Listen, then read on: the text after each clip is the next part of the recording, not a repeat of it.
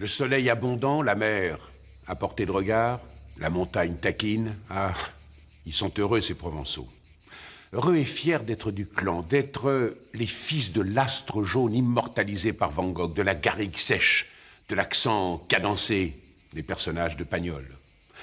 La Provence est un site naturel unique. L'eau, la roche et la terre se côtoient sans mal sous le climat le plus favorable de notre hexagone. Autant de bonnes raisons pour que l'homme y élise domicile depuis des millénaires. Dès l'époque paléolithique, les grottes de Grimaldi, près de Menton, connurent leurs premiers visiteurs. Ensuite, les Grecs profitent de la mer pour répandre en terre provençale l'olivier, la vigne ou le figuier. Les Celtes et les Ligures s'immiscent entre les montagnes et développent de séduisants vergers, cerisiers, pruniers, pêchers, abricotiers, qui se disputent les faveurs d'un sol sec mais généreux. Les Romains bâtissent, à Rennes ou Aqueduc, l'empreinte des civilisations séduit en tout point de Provence. Juteuse et abondante, la nature est mère de dictons savoureux. Quand le péché est en fleurs, le truffier est en pleurs. Le soleil s'apprivoise du Mercantour à la Belle Bleue. Rouge le matin, la pluie est en chemin. Quand le soleil se couche, dans un nuage le jeudi, ne passe pas la semaine sans pluie. Rouge le soir, attend beau temps. Laissons-nous porter par le Mistral, soufflé par l'esprit vif des Provençaux et partons, sans plus attendre, pour les sommets ensoleillés des Hautes-Alpes et des Alpes de Haute-Provence. La région PACA, ce sont aussi les montagnes, celles que l'on appelle les Hautes-Alpes. Emmitouflées dans leur blanc manteau en hiver, elles ne le quittent jamais, pas même en été. Paradis du ski, de la randonnée, de l'alpinisme, du cyclotourisme, les Hautes-Alpes sont un pays de contraste où l'on passe en quelques kilomètres d'une flore provençale à une végétation alpine. L'une des étapes de notre randonnée alpestre, Chaillol, un petit village du Champsaur perché à 1600 mètres d'altitude. Comme chaque année, les Chaillolards retrouvent le temps d'une journée les costumes d'époque et les gestes d'autrefois. Mais avant cela, arrêtons-nous à la Grave. Un village étreint par une nature saisissante, des arêtes rocheuses, une terre âpre et des langues de glace étincelantes. Inutile de chercher ici des chalets en bois. La Grave est le royaume de la pierre. Bâties sur le roc, les maisons y sont disposées en gradins face à la montagne.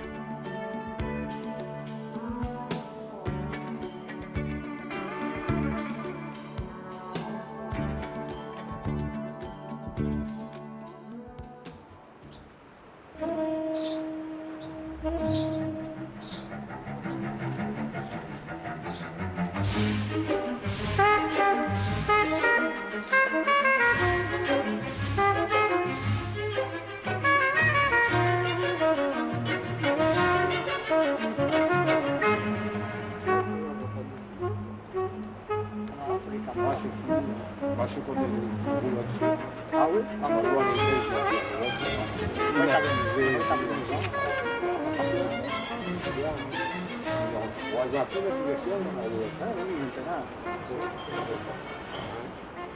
Ah ben ici c'est vite fait pour se connaître, hein. Parce qu'on n'est pas nombreux après. À part la saison qu'il y a du monde, c'est fini après. Mais comme je vous dis bien, depuis que la télévision est née, c'était la mort de tout. Avant on jouait, vous voyez, on se réunissait, on jouait au tarot, on jouait au ceci, à la blotte, à la coinche. Mais c'est fini, chacun est chez soi.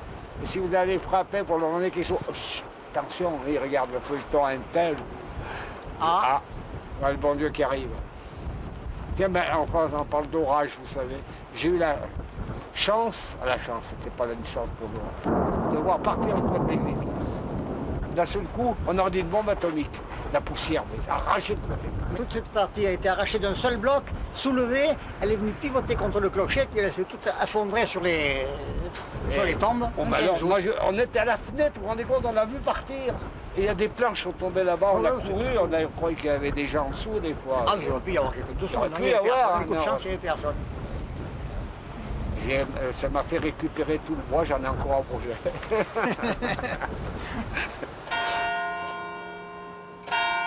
Dominant le village, l'église romane du XIe siècle, la chapelle des pénitents et le cimetière aux croix de bois. un site qui est classé monument historique depuis 1959.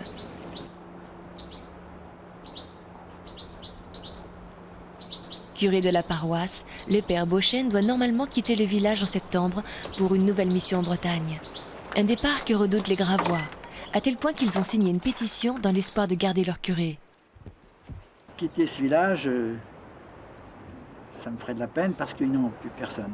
Comme je disais à un de mes supérieurs, c'est comme si on enlevait un vieux crouton de pain à des gens qui n'ont rien à manger. Cette montagne est belle et rude, mais les gens sont comme la montagne. Ce ne sont pas des gens expansifs. Si vous avez besoin, ils pensent que vous irez demander. Mais ils n'iront pas directement vous voir.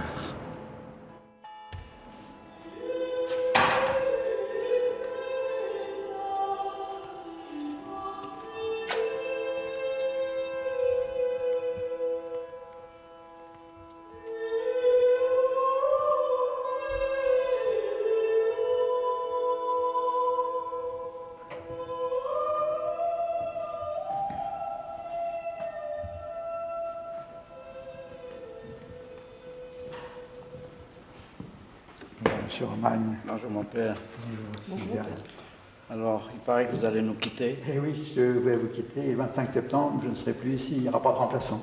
Depuis le temps que je vous vois dire la messe, vous ne pensez pas que je puisse faire une vocation tardive? Certainement, quel âge vous avez? 87 ans. Vous avez la sagesse maintenant. Vous pouvez y aller.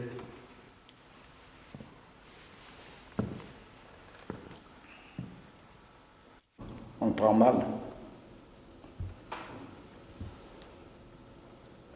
On est quand même un canton, on ne peut pas rester sans prêtre. Peut-être vont nous en trouver un jeune. Sinon, ben, tant pis, il faudra faire avec. J'aide au père, j'éclaire les cierges. Ce qu'il y a à faire, qu'un enfant de cœur doit faire. C'est-à-dire que les enfants, on vient pour la profession de foi, puis après, ma foi, ils ont peur que le plafond tombe. Je m'occupe des cloches. C'est pas pour ça que je suis une cloche, si, je suis un peu aussi. Enfin, je m'occupe des cloches et des horloges.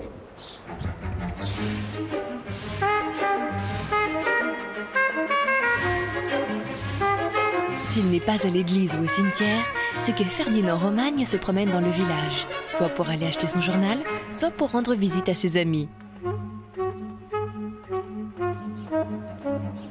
Bonjour mademoiselle. Elle est là, madame Vite? Non, elle travaille. Ah bon?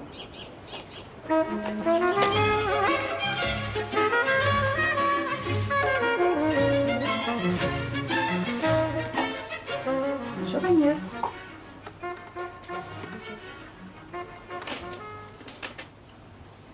Tu viens un petit peu voir le travail ce matin. On va montrer un petit peu comment on procède.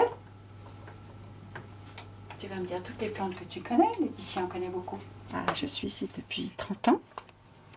Donc, si ça n'avait pas marché, si je ne m'étais pas plu ici, je n'y serais plus. La saison touristique la plus importante jusqu'à présent était celle d'été. Ça complique un petit peu les choses, étant donné qu'il faut les vendre à l'extérieur. Il faut d'autres débouchés. Je pense que c'est une des raisons qui a fait que d'autres artisans ne se sont pas implantés ici. Et puis la difficulté au niveau de la température. Il fait particulièrement froid quand même les premiers mois d'hiver. Et il faut être habitué à ça.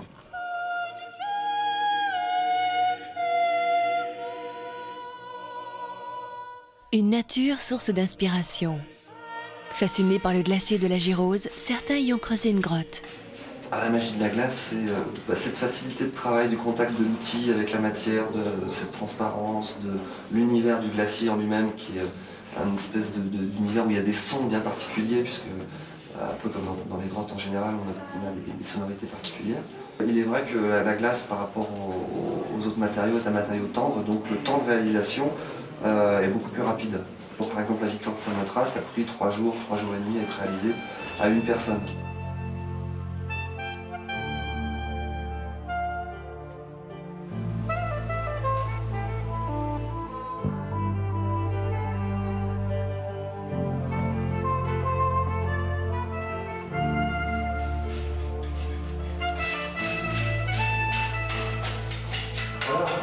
Ah bah là, je suis en train de sur une pièce qui traite de la préhistoire où là, il y a un feu qui a été traité avec du bois, il y a un animal par terre, un personnage, un ours derrière moi. Et là, l'ensemble de la grotte où nous nous trouvons traite de différents thèmes, enfin de différentes scènes de la vie de l'homme, c'est-à-dire qu'il y a des références à des pièces classiques, Bacchus, un espace qui traite de l'Égypte, des animaux à certains endroits, des fleurs qui ont été sculptées donc directement au glacier.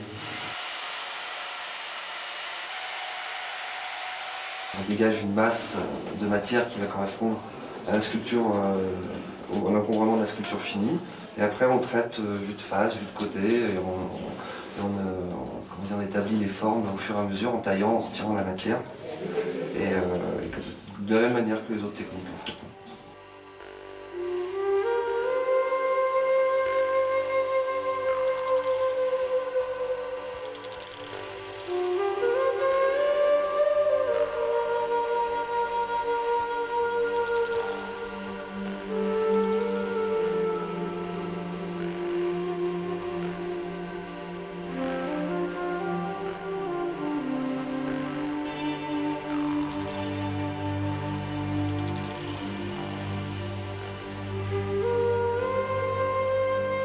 Du haut de ses 3982 mètres, la reine Meige demeure la plus secrète des cimes alpestres. Personne n'est parvenu à percer son mystère. Pas même Valentin Jacquier, un homme de la montagne. Il y vient régulièrement chasser le chamois.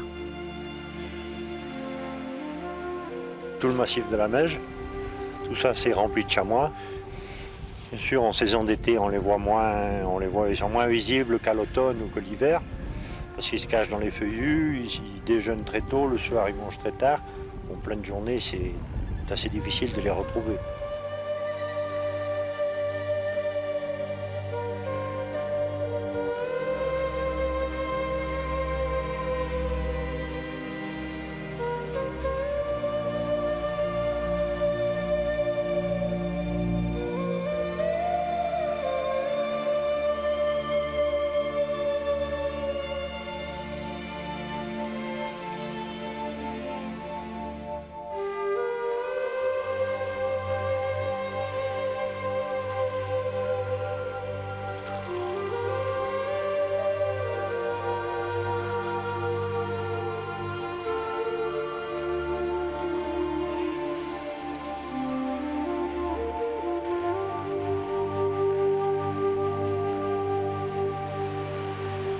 Quittons le village de la Grave et la vallée de la Romanche pour nous retrouver de l'autre côté de la montagne, au pays du Champsaur. Chaque année, le temps d'une journée, le village de Chaillol redevient le bourg qu'il était dans les années 1900. De leurs aïeux, les Chaillolards ont hérité la fierté du montagnard, son opiniâtreté et son goût pour la vie simple. Une existence que certains villageois ont encore connue. Les autres en ont entendu parler par leurs parents, leurs grands-parents. Pour ce retour au début du siècle, chacun est allé farfouiller dans ses armoires, ses caves et ses greniers. Et il a fallu retrouver les costumes, les habits, le rouet, la baratte et tous les outils d'époque. Un vrai régal pour les amoureux des temps anciens, lorsque c'est la mémoire collective de tout un village qui foisonne. Mais alors, qu'est-ce qu'ils faisaient en 1900 ? Cette question, j'étais pas là. Comment veux-tu que je te réponde ? Je pense qu'en 1900, ils faisaient ce qu'on va essayer de faire tout au long de cette journée. Hein, c'est-à-dire des travaux manuels, pas beaucoup de machines et beaucoup de travail manuel.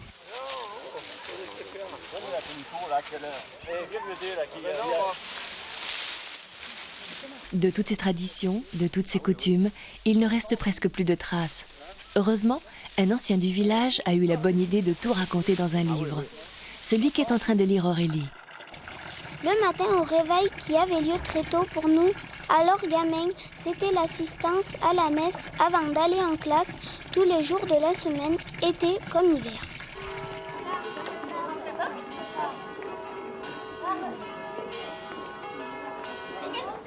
Soyez pacifiques. Nous voulons aimer nos ennemis. Soyons bons pour eux. Aimez-les et montrez-leur que vous les aimez. Au cœur de ce monde, ce sont les doux qui sont vainqueurs.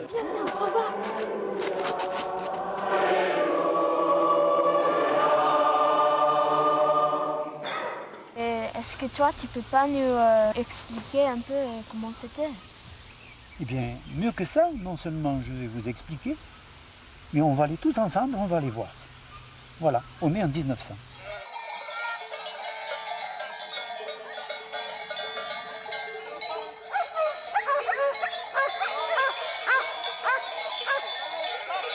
Cette fête a acquis ses lettres de noblesse. Chaque année, depuis 11 ans, elle attire 2 à 3 000 visiteurs, des gens des villages voisins, mais aussi beaucoup de touristes.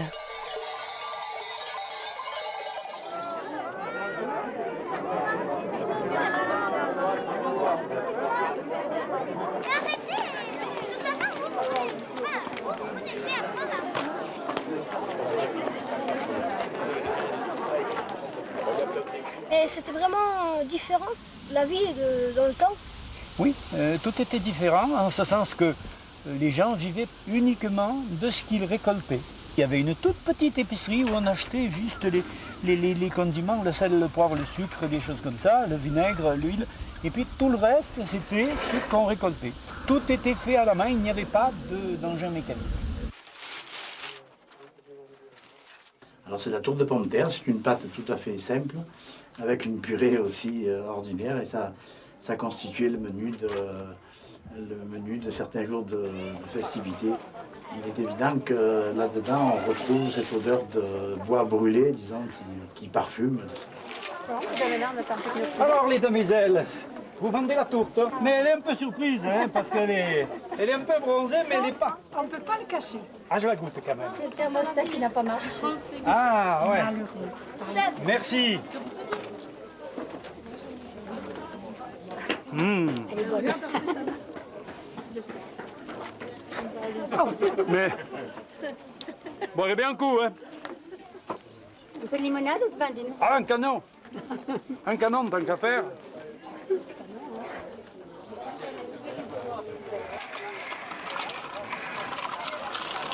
Qu'est-ce que faisait à qui? C'est tout. Ah ouais. Ah ben, elle avait bien avant ça, hein? Eh ouais. Ça monte, ça monte. Oh, ça monte pas vite. Ça monte pas vite. Non. Il n'y avait bien sûr pas la télé en 1900, mais on trouvait toujours de quoi s'occuper. Le soir, ce qu'on faisait, c'est que très souvent, on me disait, on va veiller.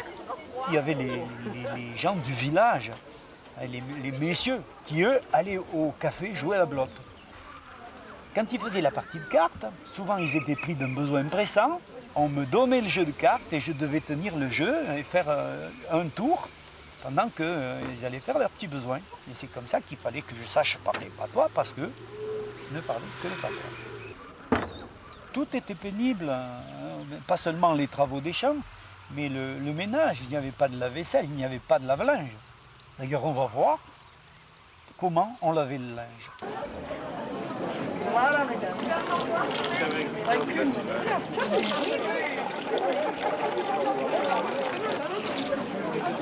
Autrefois, c'était la grande lessive qui se faisait 2 fois par an. On faisait ça dans un grand cuvier, on installe le linge par couche, au fond, drap, grande chemise, c'est le linge blanc là, qui se fait comme de cette façon-là. On le recouvre de cendres de bois qu'on arrose avec de l'eau chaude, on fait réchauffer l'eau au fur et à mesure, on arrose, et ça dure toute une journée. Il n'était peut-être pas aussi blanc qu'aujourd'hui, parce que c'est du linge de chambre souvent, qui est déjà bien jaunâtre et tout à fait différent du nôtre. Une pratique qui a disparu depuis 50 ans. Certains n'hésitent donc pas à immortaliser l'événement. C'est pour la photo? Oui. Allez. Marie-Claude, ouais, mais il n'y a pas assez. Alors, les enfants, Vous avez vu les petits là, comment il fait? Approchez-vous un peu, vous regardez. Et il met des couches de paille, des couches successives. Alors en dessous, vous voyez au-dessus là-haut les lithos qui sont en travers.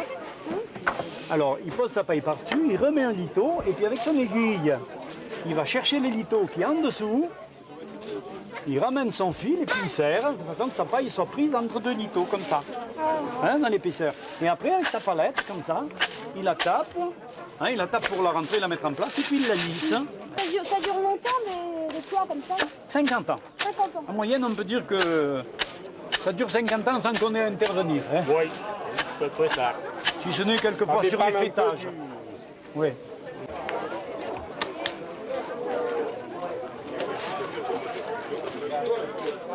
Voilà, pas ça. Si tu passes au bout, tu as gâché ce ça. C'est bouchière là. Ouais. Il y avait 2 sortes de battage, celui du blé et celui du seigle. 2 techniques différentes comme l'expliquent Dinou à Thibaut et Nicolas. Voilà, ça c'est le battage du seigle. On ne peut pas le passer dans une machine parce que si on le passait dans une machine, la paille elle serait broyée, elle serait toute abîmée et ça ne conviendrait pas pour faire un toit en chaume.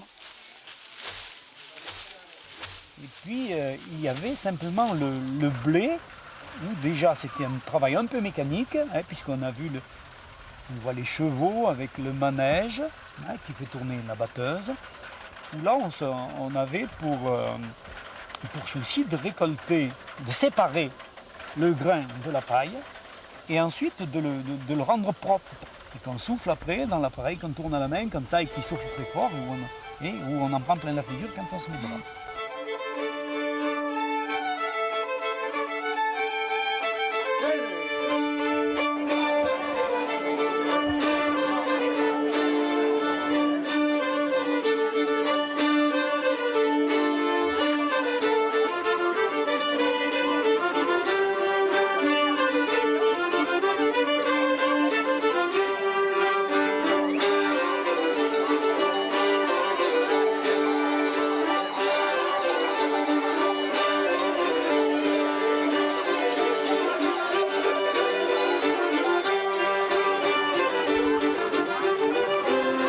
Partons avec Thibaut et Nicolas découvrir un autre métier, celui du forgeron.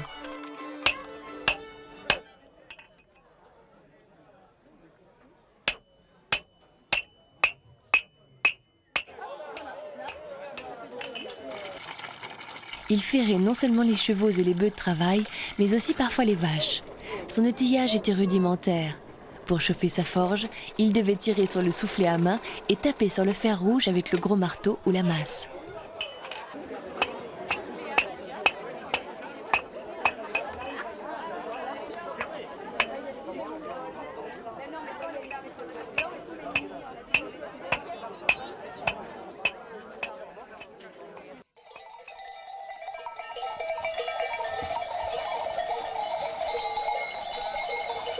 Mais toi, tu préfères quelle vie? La vie d'antan ou alors celle d'aujourd'hui? Celle d'antan, je ne l'ai pas beaucoup vécue. J'imagine qu'elle devait avoir pas mal d'avantages. Beaucoup de tranquillité, très peu de confort. À tout prendre, je crois que j'opterai pour celle d'aujourd'hui. Et les arbres, le paysage, ça a toujours été comme ça? Les montagnes, oui. Le profil général des montagnes n'a pas changé, lui. Mais par contre, les champs se sont agrandis parce qu'on a fait ce qu'on appelle des remembrements. Par contre, la montagne était relativement pelée et ça posait d'énormes problèmes parce que quand il y avait de gros orages, eh bien, ça arrivait à raviner même les champs cultivables. Alors il y a eu des plantations qui se sont faites il y a à peu près un siècle. Par contre, on raconte qu'autrefois, Chaillol aurait été pratiquement complètement boisé, et boisé de chêne, d'où le nom de Chaillol qui viendrait du mot chêner. On raconte qu'on aurait brûlé ces bois à l'époque où ils étaient infestés de loups et où les gens n'avaient pour se défendre que des armes blanches, des fourches, des faux, mais pas de fusils. Alors la solution, c'était de brûler pour que les loups ne puissent plus se cacher dans les bois. Peut-être que c'est une légende.